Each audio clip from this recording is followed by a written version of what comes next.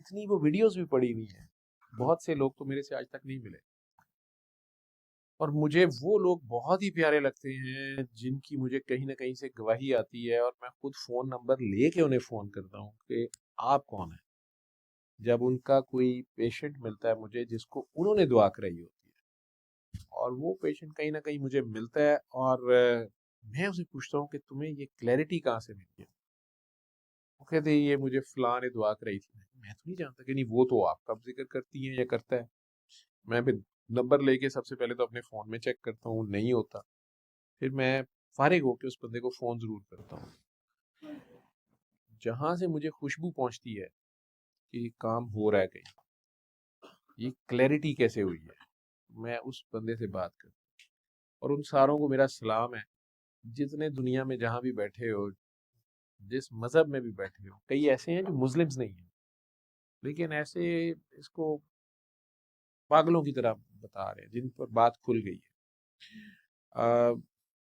बॉम्बे से आज एक काकी जी फ़ोन कर रही थी, और मुझे 3 बार उन्हें मैंने खाना खाते हुए कह दिया कि आप सैयदजादी हैं, और उन्होंने तीनों बार हंस के मुझे रोका। मैं उनकी बात, वो जिस फ्लो में बात कर रही होती थी, मैं खाना भी खा रहा था, इधर आने की भी खैर थोड़ी जल्दी थी, लेकिन उनका वो बात इतनी खूबसूरत कर रही थी कि मैं फिर भूल जाता था कि उसने मुझे अभी बताया।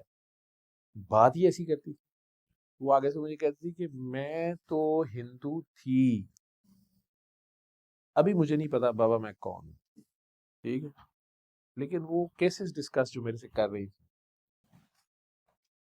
तो मैंने उन्हें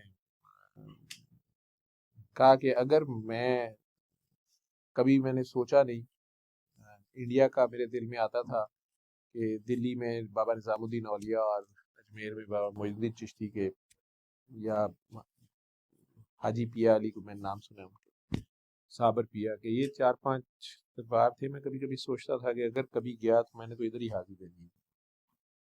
मुझे ताजमहल देखने का कोई शौक नहीं, मुझे अल्लाह ने मुमताज महल बहुत ज्यादा दी। ठीक, तो मैं जाता तो इधर हाजिरी देने जाता, लेकिन आज उस काकी को मैंने कहा कि अगर मैं इंडिया आया तो मैं तुम्हें मिलने आऊंगा।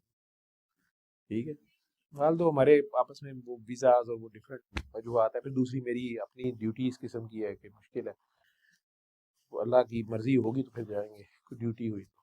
ठीक, लेकिन वो लोग मुझे बड़े प्यारे लगते हैं जो पागलों की तरह काम शुरू हो गए, बस काम कर रहे हैं, दे हैव नो क्वेश्चंस। और उससे भी बड़े वो होते हैं जिन जो प्राइमरीली जिस काम के लिए आए थे, शुरू की उन्होंने, उनका वो काम ही नहीं हुआ। लेकिन वो पागलों की तरह ये बात खुद आगे बताना शुरू कर, या इस बाबा जी के मैसेज को खुद से स्प्रेड करना शुरू हो गए, और बगैर किसी लालच के, किसी एम्बिग्युइटी के। तो फिर मुझे उससे होता है कि ये उसकी देन है, वो जिसको क्लैरिटी दे दे, जिसको तौफीक दे दे। वो आपके तो असर से ये बात बीच में हो गई, तो काकी की मेरी बात याद आ गई मुझे, मैं बहुत ज़्यादा उससे आज बात करके खुश हुआ था। खैर,